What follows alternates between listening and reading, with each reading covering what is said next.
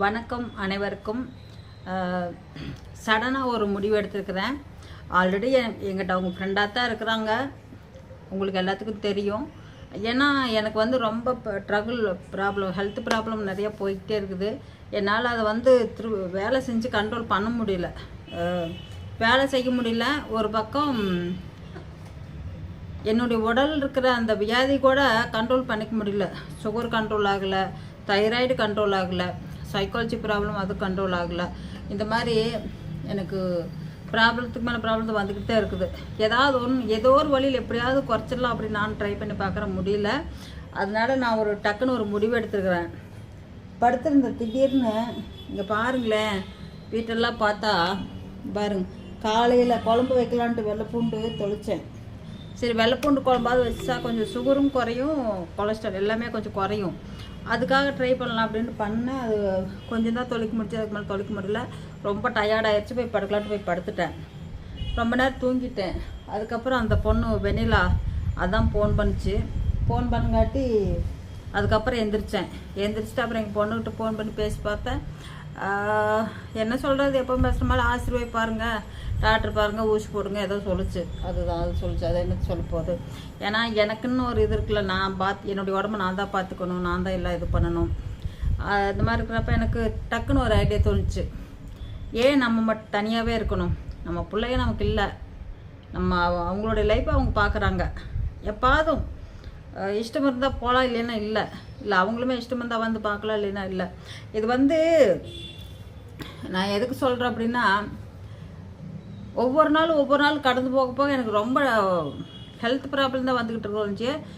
Improvement இல்லை, improvement வராது. ஓப்பனாக சொல்கிறேன், 60 வயசுக்கு மேலே வந்துருச்சுனாலே 45க்கு மேலே இம்ப்ரூவ்மெண்ட் குறைஞ்சிடும், ஆட்டோமேட்டிக் குறைய ஆரம்பிக்கும். அப்படிங்கும்போது இம்ப்ரூவ்மெண்ட் இருக்காது.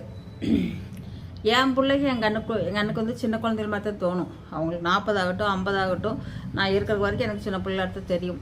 ஆனால் இப்போ சடனாக நான் டக்குன்னு ஒரு முடிவு எடுத்தேன்னா, நமக்குன்னு ஒரு துணை வேணும், தேர்ந்தெடுத்துக்கலாம் அப்படின்னு நான் முடிவு பண்ணிக்கிட்டேன். துணை அப்படின்னா ஜென்ஸுக்கு அந்த மாதிரிலாம் இல்லை, அது நமக்கு செட் ஆகாது. அது எனக்கு அந்த மைண்டெலாம் இல்லை. துணை அப்படிலாம் எனக்கு துணை இல்லை.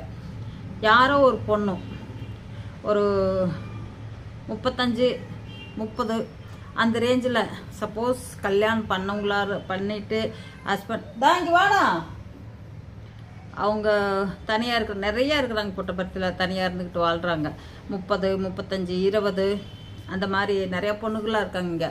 கல்யாணம் இல்லாமல் சொல்லப்போனால் தமிழ்நாட்டில் தமிழ்காரங்க யாராவது பண்ணிக்கிட்டா கூட நிறையா பொண்ணுங்க இருக்கிறாங்க, இங்கெல்லாம் பண்ணிக்கலாம். அந்த மாதிரி நான் ஒரு முடிவு எடுத்துட்டேன். ஒரு 2-3 பொண்ணுங்க நான் ஆல்ரெடி பார்த்து வச்சுருக்கிறேன். எந்த பொண்ணு செட் ஆகுதோ அது ப்ராப்பராக நம்ம பதிஞ்சுக்கலாம். இந்த மாதிரி இது நாங்கள் 2 பேர் பிரியக்கூடாது, எங்கள் 2 பேர்த்துக்கு உடன்பாடாகி நாங்கள் ஒன்றா இருக்கலாம்னு விரும்புகிறோம் அப்படின்னு சொல்லிட்டு எழுதி பதிவு பண்ணிக்கலாம்னு முடிவு பண்ணிட்டு நான் அது பதிவு பண்ணுறதுக்கு இன்றைக்கா நாளைக்கான டைமிங் இல்லை. அது எனக்கு எப்போ தோணுதோ அப்போ டக்குன்னு பண்ணிக்கலாம். அது வரைக்கும் ஒன்றா இருக்கலாம்னு முடிவு பண்ணியிருக்கிறோம். இப்போ இன்றைக்கோ நாளைக்கு காலையில் வரச்சுனாலும் ஓகே வந்துடுவாங்க. நான் இது எதுக்குன்னா யூடியூப்பில் சொல்லிவிட்டு அதுக்கப்புறம் பண்ணிக்கலாம் அப்படின்னு நான் முடிவு பண்ணியிருக்கிறேன். ஏன்னா எனக்கு உடல் ரீதியாக எனக்கு ரொம்ப முடியல, பார்க்குறக்கு ஆள் இல்லை. பானுமதி அம்மா உங்கள்கிட்ட தான் ஃபஸ்ட்டு சொல்கிறேன், என்னால் முடியல. அதனால் நான் கூட யாரோ இருக்கிற மாதிரி நம்ம பண்ணிக்கலாம் அப்படின்ட்டு முடிவு பண்ணிட்டேன்.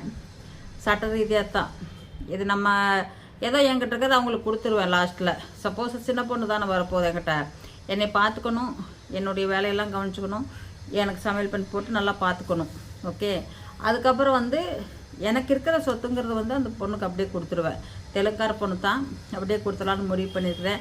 ஏன் இவ்வளோ முடிவு எடுத்தேன் அப்படின்னா, எனக்குள்ளே ரொம்ப டெய்லி ஒவ்வொரு கொஸ்டின் மார்க் வந்துக்கிட்டே இருக்குது. எனக்கு அதுக்கு தீர்வு அப்படிங்கிறது ஒன்று கிடைக்க மாட்டேங்குது. அதனால் அந்த முடிவு எடுத்துருக்கிறேன். இது நல்லதா இல்லையா அப்படின்னு நீங்கள் சொல்லுங்கள். என்னால் எனக்கு உண்மையிலே அதை தெரிஞ்ச முடிவு தான் நான் சொல்கிறேன். ஒவ்வொரு நாளும் பயந்து சாகிறத விட துணிஞ்சே செத்துடலாமே அப்படின்னு முடிவு வந்துருச்சு. இருக்க வரைக்கும் அவங்க பார்க்கட்டும், அதுக்கு மேலே பார்த்துக்கலாம். ஏன்னா என்னால் முடியல, அதை நிவர்த்தி பண்ண முடியல. அதுக்காகத்தான். நன்றி, வணக்கம். எனக்கு ஆதரவு கொடுங்க. இந்த சேனலில் எனக்கு ஆதரவு கொடுங்க ஒவ்வொருத்தரும். நன்றி, வணக்கம்.